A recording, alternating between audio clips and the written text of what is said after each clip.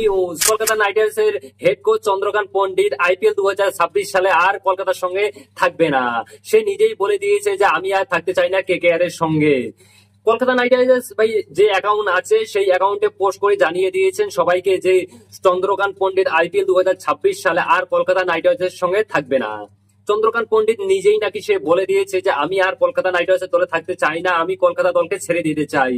Kolkata night Riders সেই জিনিসটাকে accept করে নিয়েছে এবং বলেছে যে থ্যাংক ইউ চান্দু ছাড়। আবার বলেছে থ্যাংক ইউ চান্দু ছাড়। তোমরা এই পোস্টটা দেখতে পাচ্ছ যে এই কথাটাই বলেছে চন্দ্রকান্ত পণ্ডিত। আর এই পোস্টটা কলকাতা নাইট রাইডার্সের মেন পেজ থেকে করানো হয়েছে, সবাইকে জানিয়ে দেওয়ানো হয়েছে যে কলকাতা নাইট রাইডার্সের দলে আর থাকবে না চন্দ্রকান্ত পণ্ডিত। আইপিএল 2026 হেড কোচের ভূমিকা অন্য কেউ পালন করবে।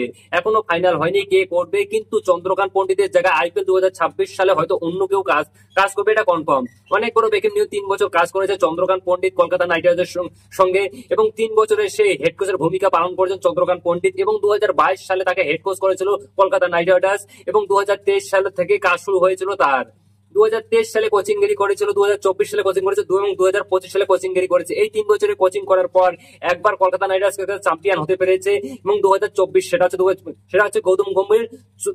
চন্দ্রকান্ত পণ্ডিতের সঙ্গে গৌতম গম্ভীর ছিল, তার কারণেই হয়তো কলকাতা চ্যাম্পিয়ন হয়েছিল। গৌতম গম্ভীর ছিল না তো চন্দ্রকান্ত পণ্ডিতের কিন্তু পারফরমেন্স খুব একটা ভালো ছিল না। 2023 সালেও ভালো ছিল না এবং 2025 সালেও কিন্তু খুব একটা কেকেআর পারফরমেন্স খুব ভালো ছিল না। তোমরা ভাবতে পারছো যে 3টি বছর কোচিং গিরি করেছে কলকাতা নাইট রাইডার্স, কিন্তু 3 বছরের মধ্যে একটা সিজনে কলকাতা চ্যাম্পিয়ন হয়েছে, তাও আবার গৌতম গম্ভীরের আমলে।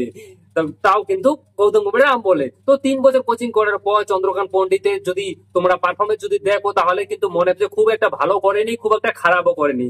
50-50 আমার মনে হয় যে পারফরমেন্স করেছে চন্দ্রকান্ত পণ্ডিত। একদম কোচিং হিসেবে জিততে পারেনি, কিন্তু দলটাকে ভাই তৈরি করেছে। 2023 সালে যেভাবে দলটা তৈরি করেছিল, সে 2024 সালে কিন্তু দলটাকে এন্ড প্লেয়ার থেকে দলে নিয়েছিল এবং কার ফলে কিন্তু কেকেআর চ্যাম্পিয়ন হয়েছিল। আর গৌতম গম্ভীর তো ভাই ফাঁকা মাঠে এন্ট্রি মেয়ে দিয়ে দিয়েছে জয় গোল। এই জিনিসটা কিন্তু চন্দ্রকান্ত পণ্ডিতের ভোলা যাবে না। কোচিং তার ভালো হয়নি সেটা আমিও জানি, কেন 2023 সালে এবং 2025 সালে কিন্তু একদম খারাপ পারফরমেন্স করেছে, কিন্তু 2024 সালে কিন্তু চ্যাম্পিয়ন হয়েছে। আর 2024 যদি পারফরমেন্সটা আমি দেখি পুরোপুরি একদম কেকেআর আগুন ছিল, গুরু যা বলার কথা না। তো চলো শেষমেশ দেখা যাক যে 2026 সালে কেকেআর সেই মেন কোচ হেড কোচ হিসেবে কে দায়িত্ব পালন করে। চলো